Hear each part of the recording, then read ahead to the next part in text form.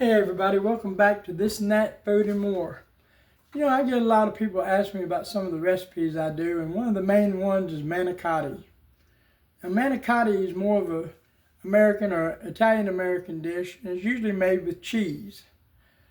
Canneloni is what they usually use and make in Italy, and it's usually made with meat or meat and cheese. It's not very hard to do, but you got to get it right. You need 4 cups of milk, 4 eggs, large eggs preferably, 3 1/4 cups of flour, about an 1/8 teaspoon of salt, and about 2 tablespoons of butter. I always suggest melting the butter and putting it in the batter as you're mixing it up. Now a lot of times I use my KitchenAid to get it going real good and finish it off with my immersion blender. But you can use a regular hand mixer if you need to. Right now I'm just kind of waiting till the pan gets pretty warm. I don't like to leave it empty, so I put a little bit of oil on the inside and then I'm going to wipe it out. Your first 1 or 2 are probably not going to be perfect because you got to see what's going to work best with your stove, and I know everybody's is different. It may heat up faster with gas than it does electric.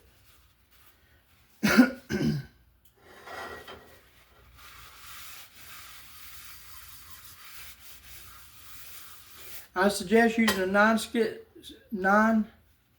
skillet. 7-inch seems to be the one that works the best for me. You could do an 8-inch or a 6-inch. 6-inch it might end up being a little thicker. 8-inch you may be using more batter. Now I use a 1/4 cup to dip my batter in. Move some of this stuff out of the way too. And if you notice, I have a wooden tool that I use. It's kind of like a spatula, but they call it a spurtle. And I found that lifts it up enough where I can get up underneath it and get it flipped. I also have a sheet pan with some parchment paper underneath it and a rack on top of it, so I can set them there and they can cool off a little bit. If you're making this for the next day, you can refrigerate it. It should be just fine. So let's see how hot it is. We'll test it out.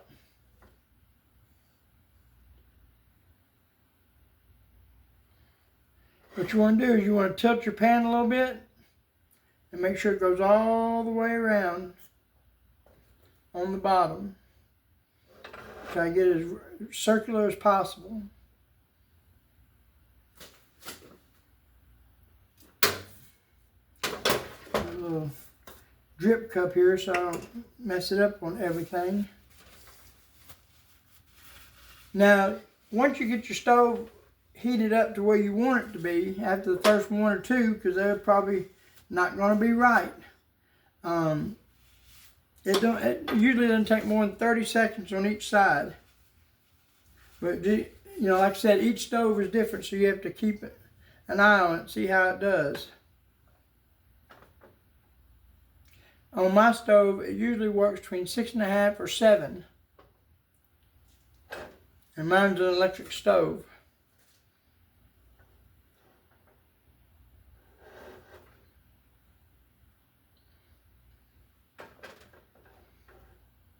So the first one may take you just a little bit longer, just so you can see about what temperature will work best on your stove. Like I said, I have an electric stove. It usually works better on 6 to 7.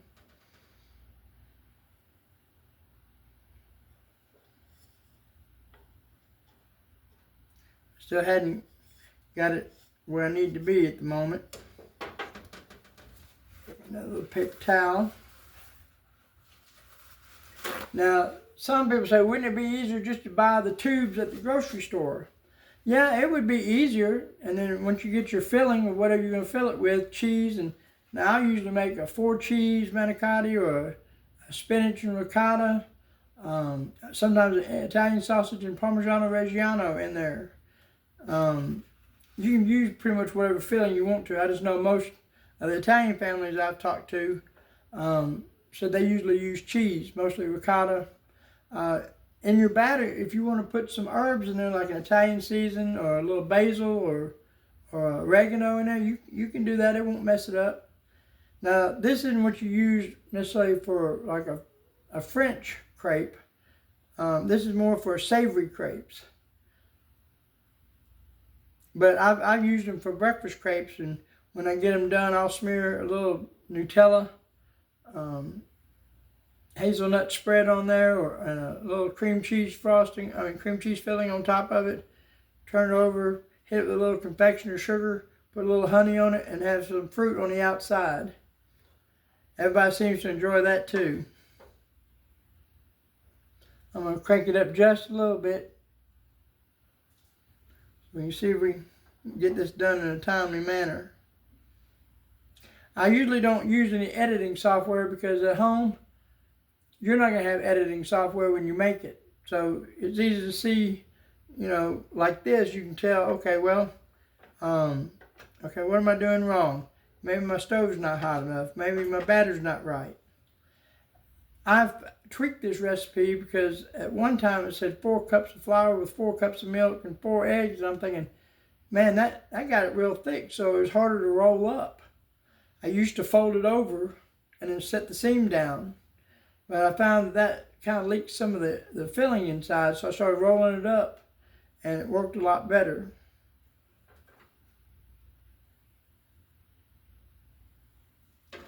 I've been having a little trouble with the eye on my stove here lately, so let's see if we can get it going a little bit better.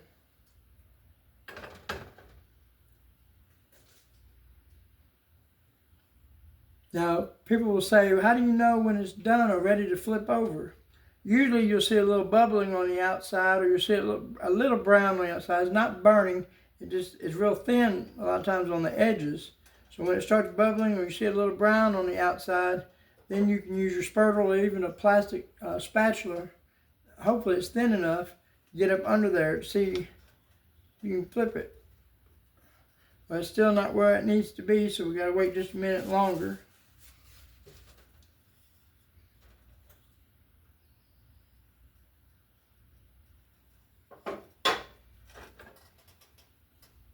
It's starting to really heat up now, so it won't take very much longer. But this is some of the things you have to deal with on the beginning, on your first 1 or 2 that you try to make.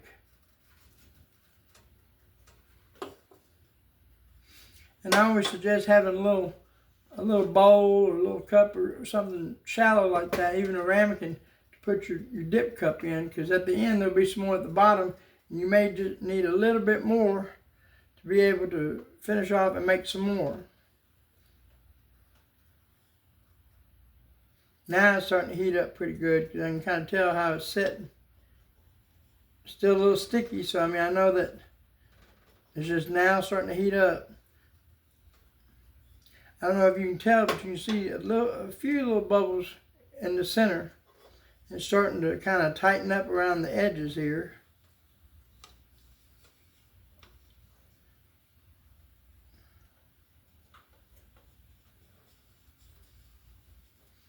And it just needs about another minute or so. And, you know, like I said, on the first or second one, if you mess it up, don't worry about it, because the first ones are always usually a little different than the rest of them, because you get the hang of it after that. Sometimes they'll puff up with like a little bubble like that this is doing here, and that's fine. So you want to go around the edges, kind of see if there's any more liquid trying to hold on.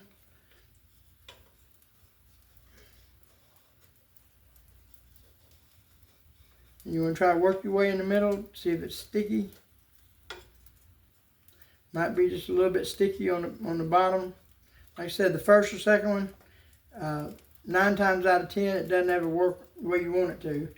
This recipe here, we usually make anywhere from 22 to 24 of the crepes.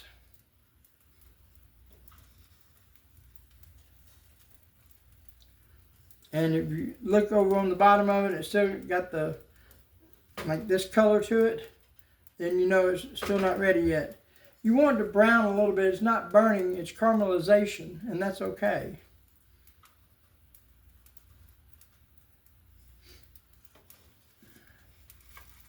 All right, it's starting to get real slick, and that's fine. It's starting to cook on the other side real good.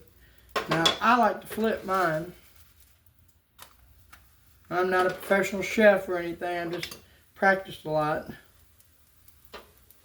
You can kind of see a little bit of the browning on this side, which is okay. It's not burnt.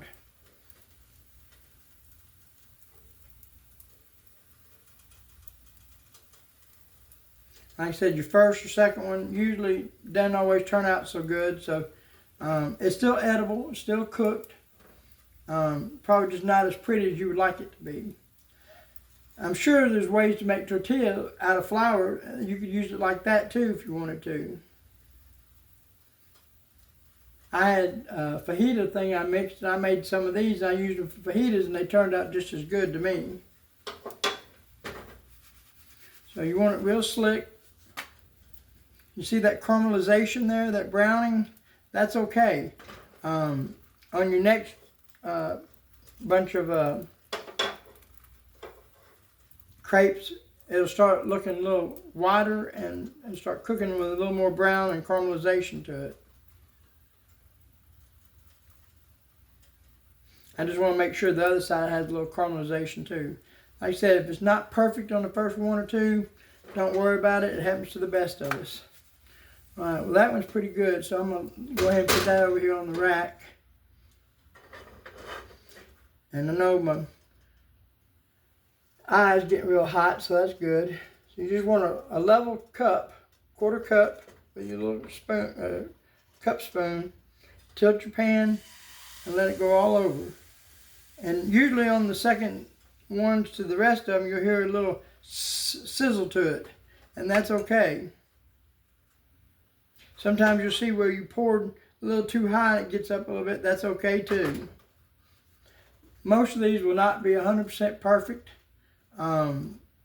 because most times they'll be stuffed and then you'll have sauce all over it. The flavor is great. These are real light. They're not real heavy, and they're not tough as shoe leather like some of those tubes can be when you do those.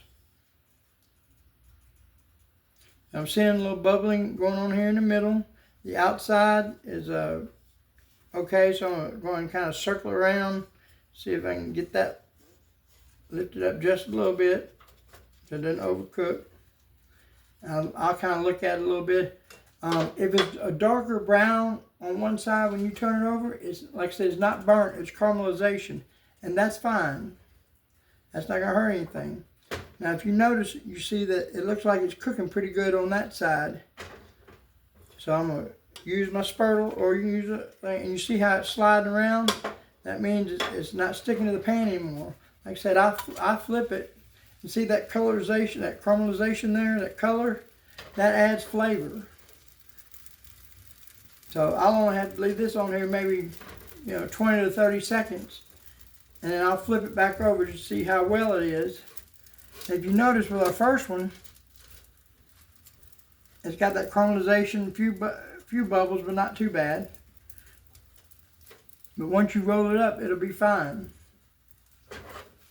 I'll shake it, see how well it slides, and I'll turn it over again. Sometimes when you flip it, it doesn't always run that good, but you can tell with the caramelization there that it's working really good. When it looks like it's not real tacky, or you can feel it,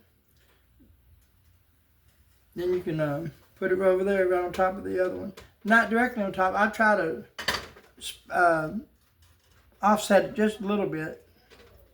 It leaves more room for the other ones too. I know a lot of people don't like empty pot or pan sitting on the stove, but the little 30 seconds that you're getting your cup and getting your batter together, it won't hurt anything. And now we should be able to do the rest of them, like I said, less than 30 seconds on each side. And you'll be able to tell, like on the outside, how it dries up and may bubble a little bit. You see the bubbles in the middle. When it doesn't look as wet in the middle, that'd be the time to, you can flip it. Sometimes when you flip it, like I just did when I put it in the air, it folds over. It's okay. Sometimes it might crack a little bit, sometimes it doesn't. But then once you unfold it, let it finish cooking up and get that browning, that caramelization, and it works really well. Turn this down just a little bit because I don't want it to get too hot. As you can see, I've got the bubbles, and most of this is not going to be that wet batter. Every once in a while you have like a little corner piece or something that's a little bit wet, but it won't hurt anything. Now, I did that, checked it, it slides. Now you see how much caramelization is on there now? That's okay, it's not burnt. It's definitely flavor.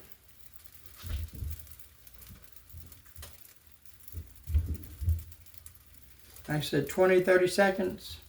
Once your eye gets hot and you get ready to roll, you can knock this out in no time. Like I said, most of the time you make 20 to 24, depending on how your first two turn out. See, that's sliding. See how it's got that little color on it? And that's fine.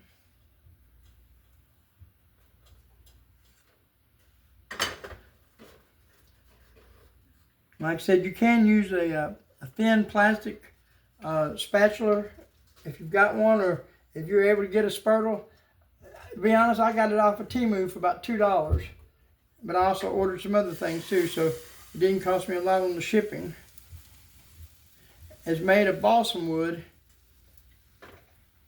and I have really enjoyed it. I don't leave it soaked in water, but I will wash it and I'll hand dry it and get it as dry as possible.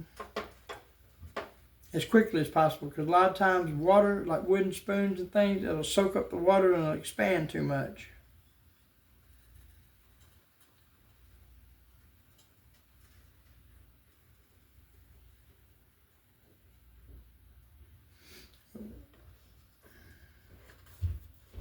Going around it a little bit. Still got a little wetness here in this corner. It's sliding on the bottom, so I know it's doing good. I just want to get this with the wet batters on there, get it better, get it a little more cooked, so I don't sling batter everywhere when I flip it. And if some drips off in the pan, you flip it on top of it, it's not going to hurt a thing.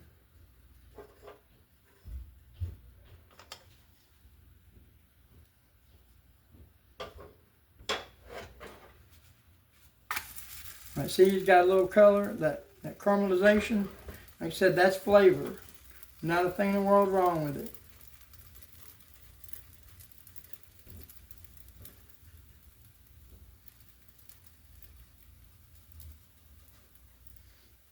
Like I said, anywhere from 20 to 30 seconds. Give it a little shake.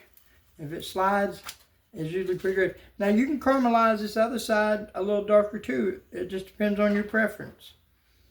Sometimes I do, sometimes I don't. Now, depending on how high you've got your stove, and I highly recommend, if you don't have a plastic covering or something, this is like a chef's pan that I bought at one of the restaurant supply stores. It was about $13. I got this $1.75 silicone handle on it. Now, depending on how high your heat is, you can still get a little warmth from it, get you a little warm on your hands. I'm going to do one more, and then that way we can see how it goes. We're ready to cook now.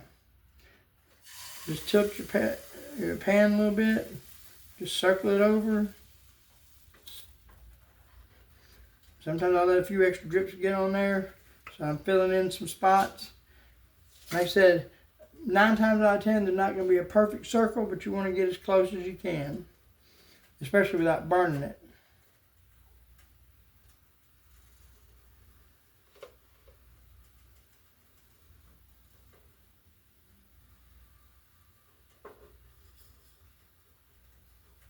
And these can get a little bit warm too if they're too close to the stove, so be careful.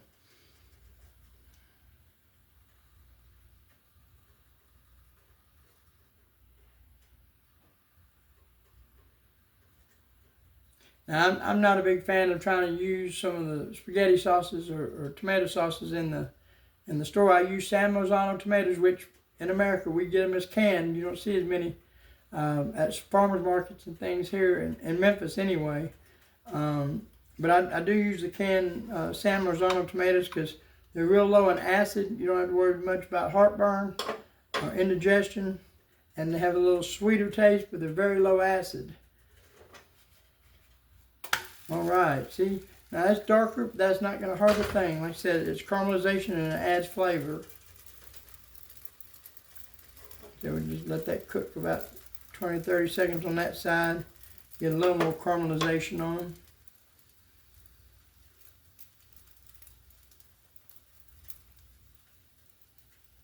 I hope this helps everybody out there. Now, I would suggest, like, if you use anything with cheese or something spreadable, like cheese and like ricotta and spinach, or even spinach or something, take the back of a spoon and you can spread it. Or if you have an offset knife, like a lot of times cake decorators use, you can use that to help spread it and do it on a thin line. See, that's a little more caramelization on that. It's not going to hurt a thing.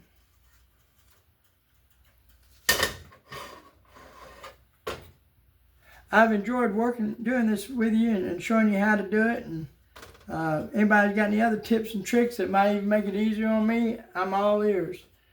This is John Ewing with This and That Food and More. Thanks. Have a good night. And don't forget to hit the subscribe button and ring that bell. Have a good night.